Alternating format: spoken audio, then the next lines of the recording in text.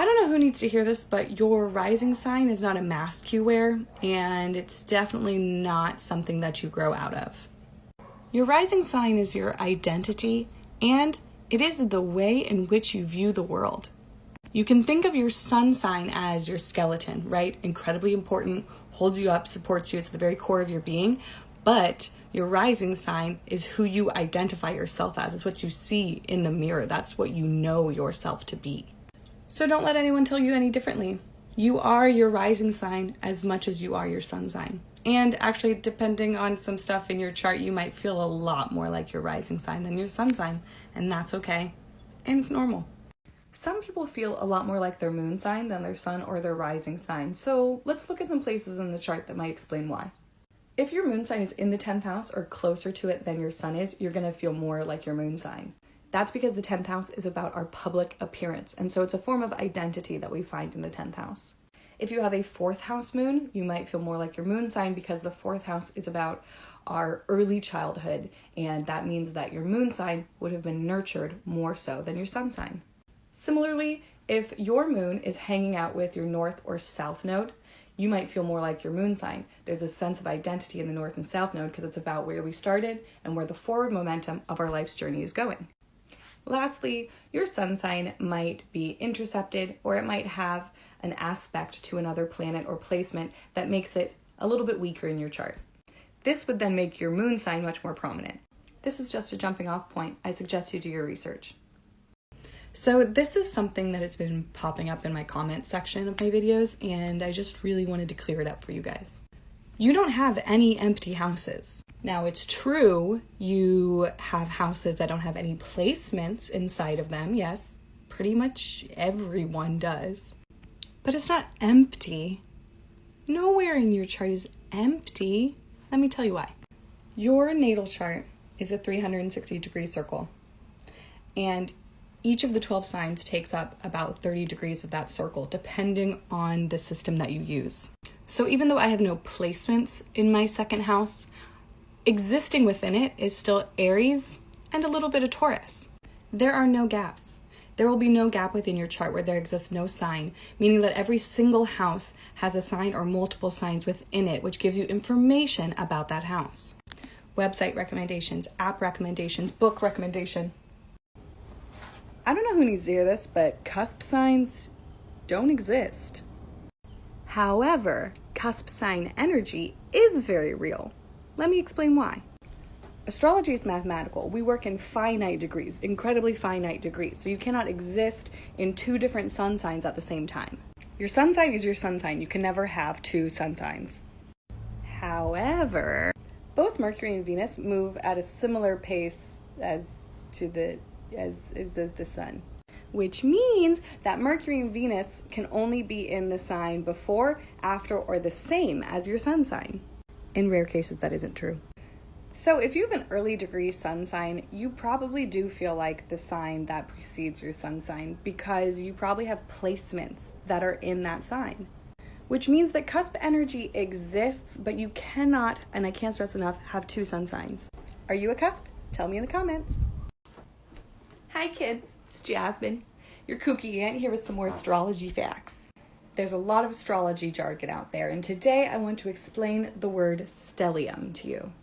A stellium happens in a chart when there are 3 or more planets in a singular sign or house. So if your sun, moon, and Venus is in Aquarius, then you have an Aquarius stellium. Or if your Mars, moon, and Jupiter are all in the 9th house, then you have a 9th house stellium. Having a stellium in your chart means that you have a concentrated amount of that sign or house energy in your chart and in your life. Some astrologers get really nitpicky with this and say that only personal planets count, but it's a spiritual science, so you can play around with it and come up with your own conclusions. So if you're an Aries sun, but you have a Virgo or 6th house stellium, then you might not feel very much like your sun sign. And having multiple stelliums in a chart points towards someone who's going to be really good at mastering something in their lifetime. Do you have a stellium? Tell me in the comments. Hi kids, it's your fun Aunt Jasmine here with some more astrology information. So we're going to continue talking about rising signs. This time we're going to talk about how your rising sign can affect your physical features. To a lesser degree, this can be experienced by sun signs as well. And this is also just a fun little tidbit of information, so if it doesn't apply to you, it's okay. Okay, here we go. If you're an Aries rising, you probably have a prominent scar, birthmark, or mole on your face. If you're a Taurus rising, you likely have curly hair and a prominent neck. If you're a Gemini rising, small, cute, doll-like features. Cancer risings tend to be curvy with tits. Leo risings, hair, okay? What's next? Virgo risings, rosy cheeks, big lips. Libra risings, deeply symmetrical faces. Scorpio, penetrating gaze. Sag, penetrating thighs. Capricorn, cheekbones for days. Also, generally nice teeth and a resting bitch face. Aquarius, androgynous, and Pisces, feet. Don't ask me about it, but feet, okay? Okay, this is a PSA for all of my baby astrologers out there. So, it's so fun to look at your crush's birth chart to try and figure out how to make them fall in love with you. Yes, it's fun.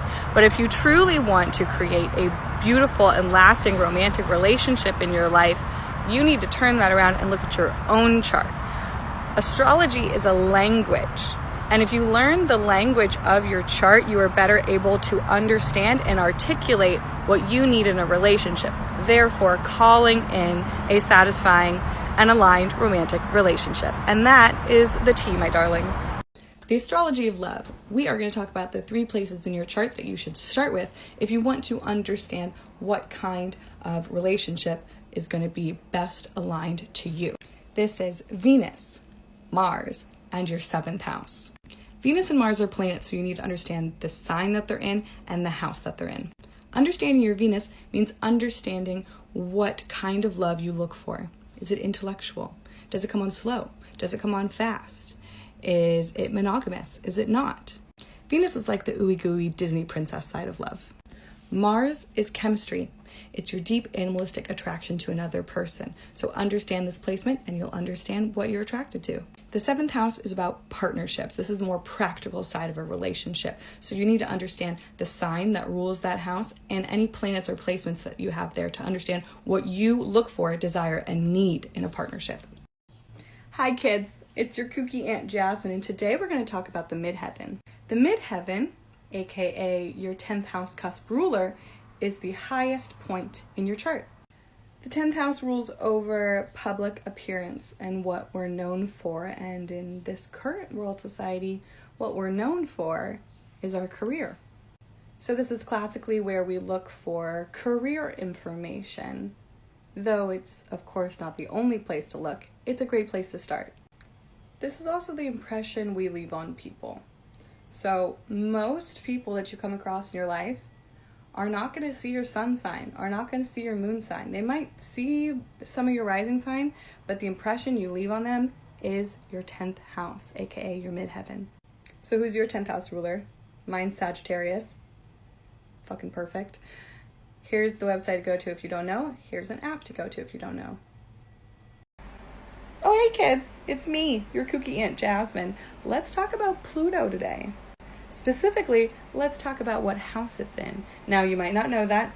Go to this chart to look it up. This chart, this website, whatever. So the area that's in your chart shows where you can get a little obsessive.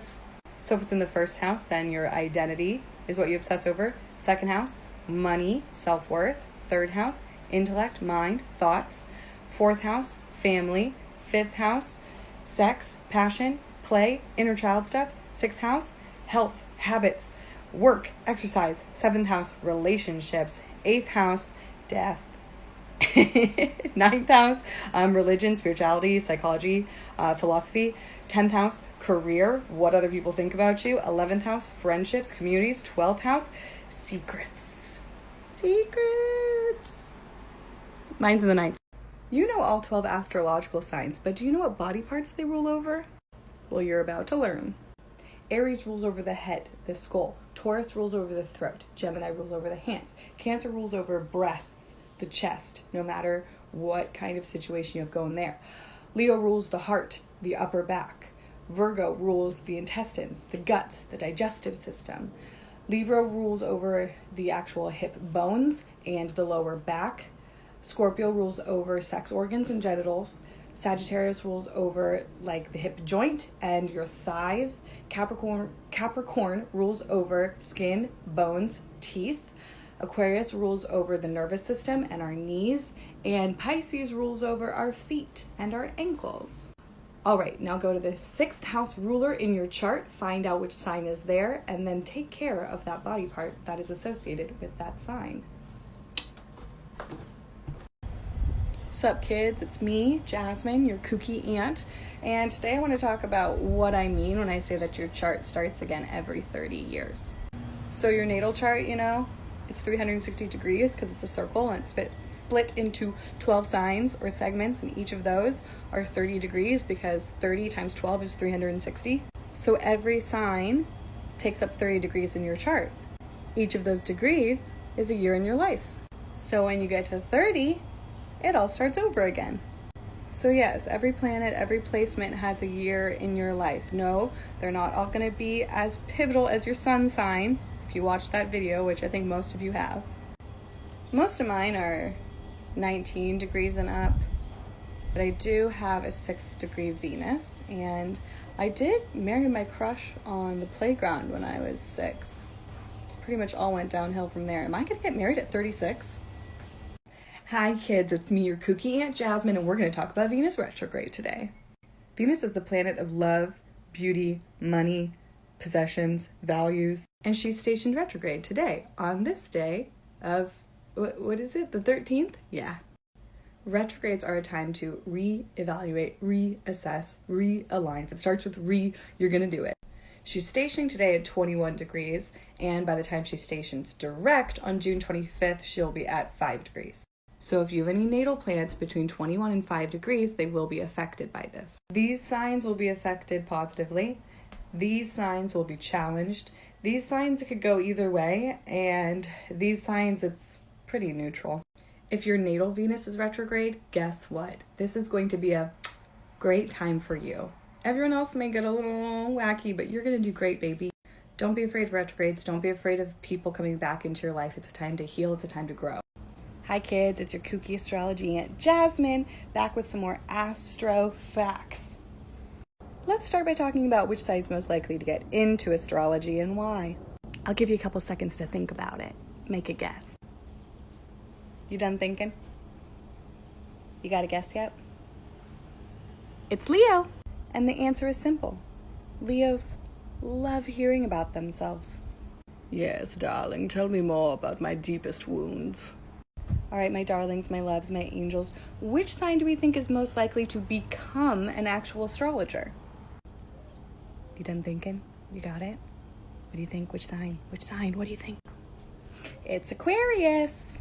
That's because Aquarius is a humanitarian sign. They're generally interested in people, but also in the stars and cosmos.